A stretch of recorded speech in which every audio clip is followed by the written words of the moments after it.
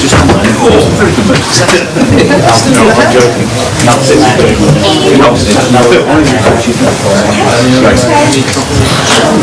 Jürgen, the best defence against the best attack in the Premier League on Sunday. What game are you expecting? Actually, a good one.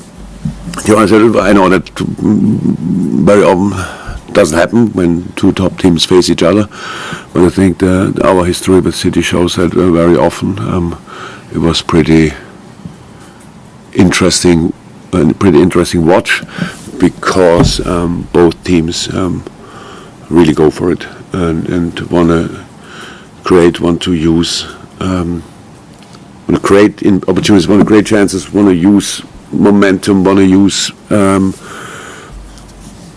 gaps, situations, all these kind of things. So that's why I expect a interesting football game, to be honest.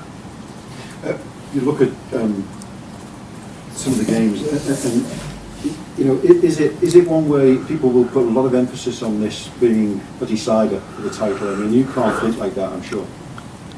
No, I cannot decide what people think, but we can just go through the possible results. We win, we are 2 points up. If everybody thinks that's done and dusted with the league, cannot help. If we lose, we are 4 points behind. If anyone thinks that's it, I cannot change it, but I know nobody from City point of view would think it like that. And there's a draw, 1 point behind. So, and that's it. So, a very important game. I'm really looking forward to it. One of the biggest challenges you can face in football, but that's really nice. That's why I do this kind of things. Imagine we would be still 14, 15 points behind, would still be a great game, but lack of something like with meaningless and these kind of things. And so it's good. We qualified for a great game, but with the season we played so far, and I'm really happy that we can be part of it, and I can imagine a lot of people will watch it, and we give it a try. That's all I can say. I've read this morning that this Manchester City-Liverpool rivalry is the best seen in the Premier League. Would you go along with that? Who said it? Jimmy Carragher. Then yes. Sorry, I watched a lot of football in my life, but I cannot now not say that I was always in the subject. The detail that I can say, that's the biggest. I know about big rivalries. It's cool. It's cool. The last 4 years or whatever, since we stepped up a little bit and could close the gap to cities slightly, it's interesting. Absolutely, we push each other to an incredible point tallies, madness. I would have never thought that these kind of things are possible, and especially not in this league. So the consistency both teams showed in that period is absolutely crazy. We had our top year where we won the league, where obviously City could not. There was a little gap, and then obviously there were years, especially last year, when there was the gap again big, because we had our problems. Apart from that, it was always close, which I like. As always said, the closer you get, the more likely it becomes that you can overtake. But we know it's tough. What changed in these 4 years, that everybody else thinks it's tough as well when they face us, and that's really good. In that respect, Jürgen, do you feel as if with the quality of the squads that the two sides have got and the quality of the football that the two sides play, you bring out the best in each other over the course of the whole season? Probably. Look, if you play professional football on highest level, your focus is on your own games. That's how it is. But there's a moment in the season you cannot avoid watching on a table, and you see, oh, there's one catching up constantly. You have the same amount of wins, all these kind of things, and so that's normal. But in sports, I think what helps you the most is a strong opponent. That's in the long term, especially, it helps you the most. Not sure, but. I think especially Nadal and Federer enjoyed a lot the rivalry they had. So I'm not sure if they would still play if they would have won the tournaments either hand. So I cannot see that, but they enjoyed that, and that's how it is in sports. And I wouldn't say I'm thankful that City is that good, but it didn't deny our development. So that's it. In terms of what you've just been through with the Champions League game, yours against Benfica and theirs against, obviously, do you think that the two games that you've had there, and certainly for what you've had, prepares you particularly well or helps you get ready for the mentality of a game like this? Oh, I'm not worried about the mentality of my boys. It's like we learned over the years to really be in the next game, definitely. But that doesn't mean you forget about the game after. It's just to share. But after the game, immediately the boys was clear. So now it's City time, and from a football point of view, it didn't help too much. Both teams, we will not play in a 5-5. There might be moments when they force us to do that. I'm not sure, but not against, obviously, from a football point of view, completely different. But yes, we will be prepared. It was Tuesday. We both played Tuesday, so we had enough time to prepare the game, to recover. That's good.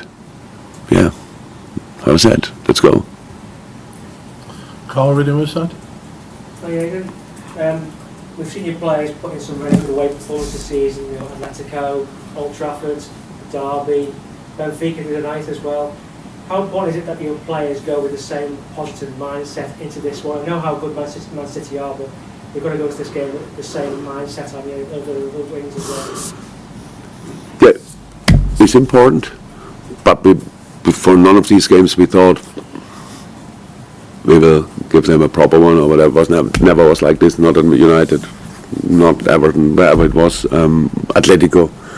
What you have before a game like this, you have to prepare, and then you have to show the respect they deserve with the way you defend them. And it's against City particularly important because they are obviously pretty good with the ball. And none of these games you can compare. There is no game in world football you can compare to play against City because they are good in pretty much all areas. There's no real weakness. It's not that you can say, okay, they're here really good, but they're... But, because it's football and the pitch is pretty big, and they have only 10 outfield players and we have 10 as well, so there are things you can do, you can create, and you better use your chances, all these kind of things. That was very helpful. You deny them as much as you can, as often as you can. That's very helpful. You need to be proper in the challenges in a football way, really be close enough, because this kind of thing where the best players in the world have to give them a bit more space to do what they do. That makes no sense. So you have to be really close with the formation and then individually as well. It's a lot to think about, but in the end, it's a game, and the boys, I really hope I can help them until then, that they get all the necessary information, but not too much, and then they can be themselves and enjoy the game. You just said there's a lot to think about. Pep Guardiola last week said he overthinks things quite a bit going into games. Is it easy to overthink going into games, or is it... Oh, yes, it was ironic. Did you realize, I heard this week in Ecuador, people made a story of it, and I said I didn't understand Luis Diaz. You have really a responsibility on this planet. If you want to talk to us, then do me a favor and help us with, if you want to separate from us. When he said, ironically, I overthink things. I like overthinking things. Pep is the best coach in the world. I think we all would agree on that. And it might be a coincidence that it didn't work out so far in the Champions League or whatever, but the things he won, the football he plays, if anybody doubts him, then I have no idea how that could happen. No, we all think a lot. That's the reason why we make sometimes mistakes, and sometimes we find out the right things to do. But in football, you know that all just exactly after the game and not before. And that's why we try to imagine what could happen, what will help, what can we do, which makes us more independent of the opponent and all these kind of things. And yeah, but it's true in the end, there must be a stop with informations, because then the boys have to play. And they, if I could help them enough during the week or during the time we are already together, yeah, it would be a bit a shame. So means hopefully we are now long enough together and did often enough the right stuff that we are ready to play the best possible game against City. That would be the target. Carl at the back. Oh, You suggested on Tuesday that Mo was being slightly influenced by all the stories around him and all the talk around him. I'm just wondering, when it comes to a game like Sunday, how much do you rely on the big game experience of players rather than maybe their current form? I was not about, it was after the game, I know. Actually, I didn't know about stories around it. It was just the stories was what I thought being out of blah, blah, blah, intensity, 120 minutes, 6 times, that was what I thought, what he was, not the stories were written. I didn't even know what was there written. Yeah, big game experience helps, definitely. It's not the only important thing you consider when you make a lineup, but it's one of these. Yeah, that's it. Please check on fitness news as well, if everyone okay for the weekend?